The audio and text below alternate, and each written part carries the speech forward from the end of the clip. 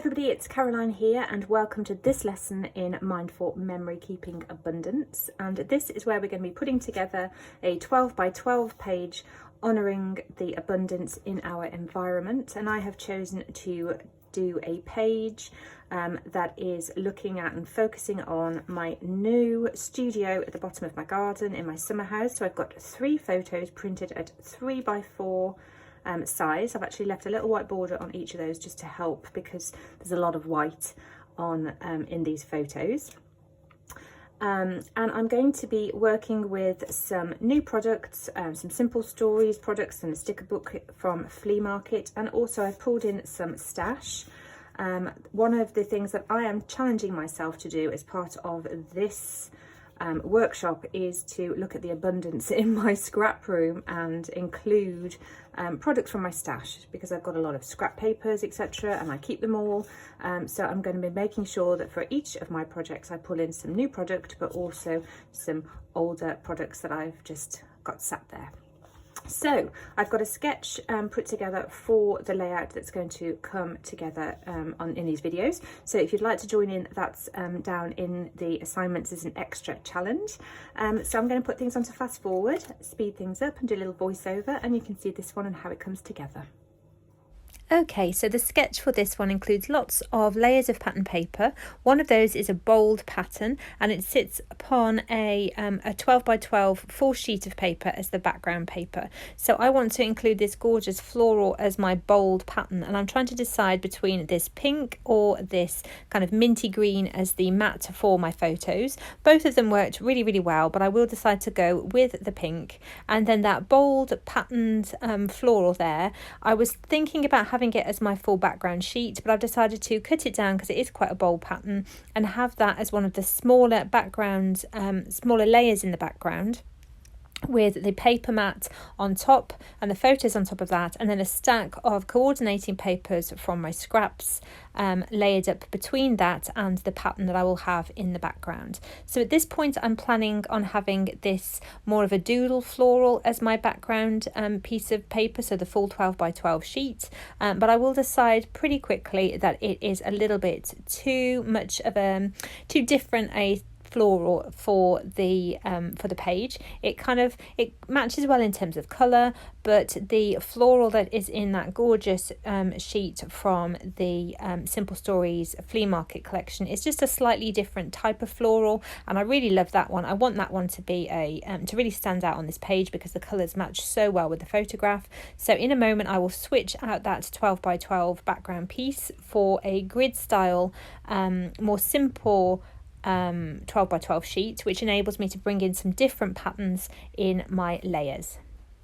The sketch has a paper layer above the photo mat stack that holds the title. So I'm toying with the idea of either the pink and white stripe paper or that wood grain as my background piece of my background layer to hold the title. But first I've switched out that other floral for this green grid paper as my background, and I'm so pleased that I did, because it really helps to make that floral that's already there pop, and it gives the eye a bit of breathing room while still being interesting and not being just a piece of cardstock. This sketch would work really well with a piece of cardstock in the background if you wanted to, but I decided I wanted something with that little bit more interest, but the grid is just that little bit more soothing to the eye.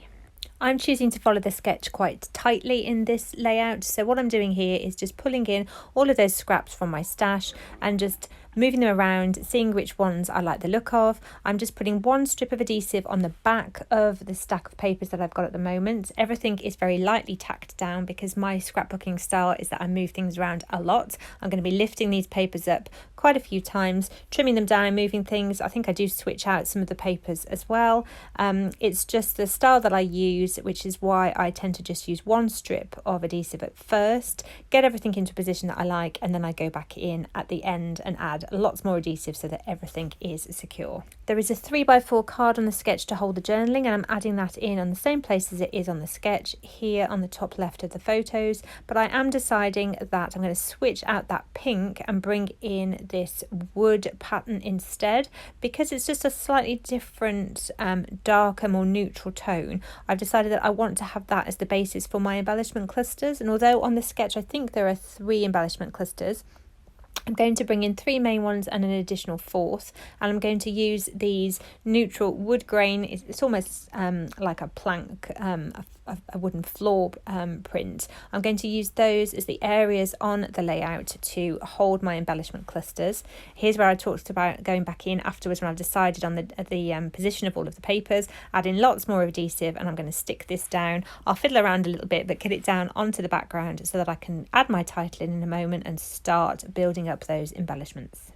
I'm trying to orientate things so that I'm working with the rule of thirds so that the photos are in a good visual spot on the page, and I'm going to fuss around with the journal card as before I adhere that down quite a bit, because I want it to give that illusion of the label that's printed on the journal card actually being tucked in amongst the layers, and I will later on add in some additional labels as part of my embellishment clusters. So I'm just going to actually trim this card down a little touch so it's just slightly, it's not quite 3 inches wide anymore, but this means that I can still see a bit of that grid paper in the background peeking out, so you can tell that this is a layer rather than it kind of falling off the edge of the page. So sticking down lots and lots more adhesive now, and then I'm going to go in and add my title.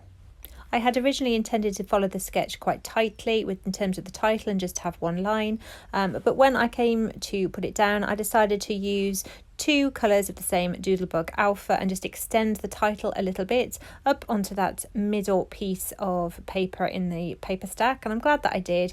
I've got lots and lots of these lovely alphas. The colours matched really, really well, so I'm really glad that I extended that up a little bit, and I've still got those neutral wood grain areas to build lots and lots of embellishments. I've stuck a 3rd piece of that down on the bottom right. So just moving now into the sticker book from the Simple Stories Flea Market collection, and because this is the first project that I've done with this sticker book, I've actually got loads and loads of all of the stickers to choose from. So I'm going to go through and pull in some that I would normally not use, such as this couch, but because I'm talking about my hypnotherapy studio and one of the things in there is a gorgeous big memory foam couch for clients to recline on and get comfortable on, I thought I would bring in this kind of chaise longue sofa, and it's a really good icon to have on this page. And one thing I'd say about these stickers is they are really quite thin, and my scrapbooking style, as I've already said, is to move things around a lot.